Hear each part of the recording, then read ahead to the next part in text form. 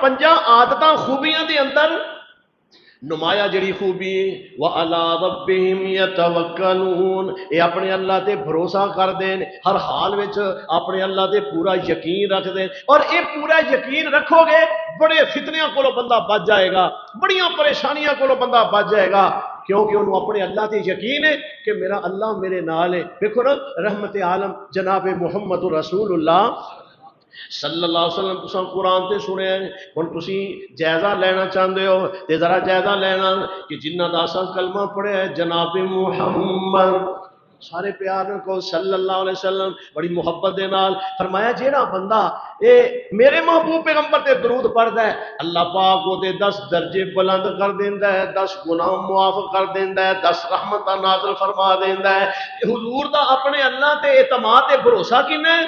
کیونکہ ساڈے پوری کائنات وچوں سب تو اعلیٰ تے واجب الاحترام جناب محمد رسول اللہ صلی اللہ علیہ وسلم نے، تے آپ نے فرمایا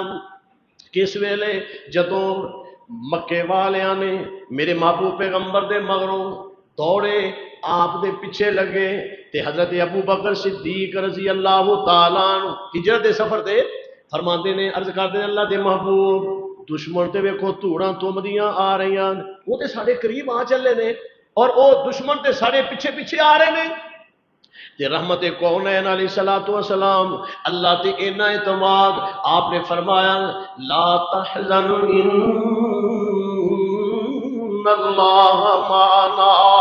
ایتے قرآن ہے نا حدیث وچ آیا فرمایا ابو بکر جنہ دعاں وچ تیسرا رب ہوئے اونوں غم کرن دا کوئی مسئلہ نہیں، کوئی پریشانی نہیں، یعنی مطلب اے وے سانو اپنے اللہ تے اتنا یقین ہے ساڈا اللہ ساڈے نال ہے، ساڈا کچھ بھی نہیں بگاڑ سکتا۔ کیوں جی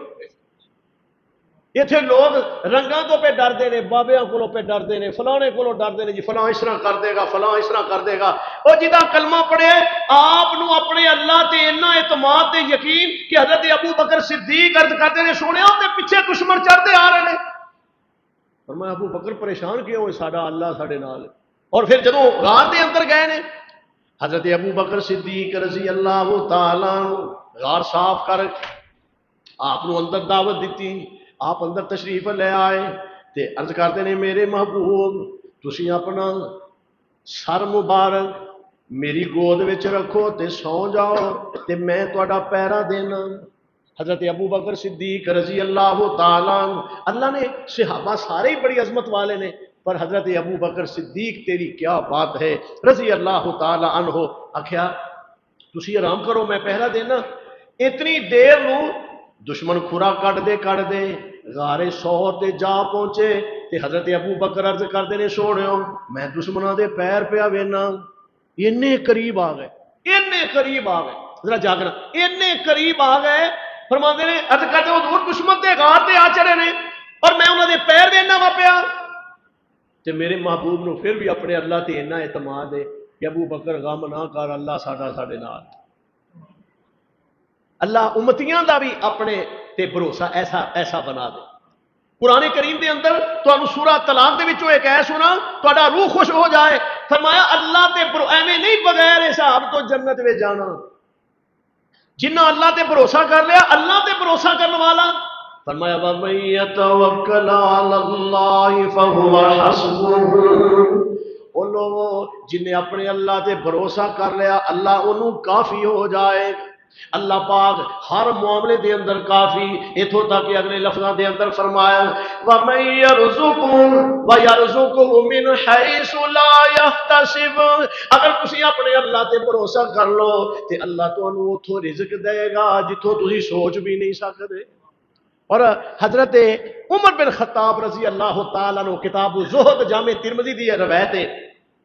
فرماتے نے میں سونے مصطفیٰ کو سنیا ان عمر بن الخطاب سمیت رسول اللہ صلی اللہ علیہ وسلم، میں حضور دے کو سنیا، حضور دیاں باتاں تے پھر کیا بات ہے نا، کیوں جی اللہ سانو اپنے حبیب دی محبت عطا فرمائے، کثرت نال حضور تے درود پاک پڑھیا کرو۔ آدھے میں حضور کو سنیا آپ بھی آلہ تے آپ نے فرمان بھی آلہ، آپ نے فرمایا لو انکم تتوکلون علی اللہ حق توکل، اگر تسی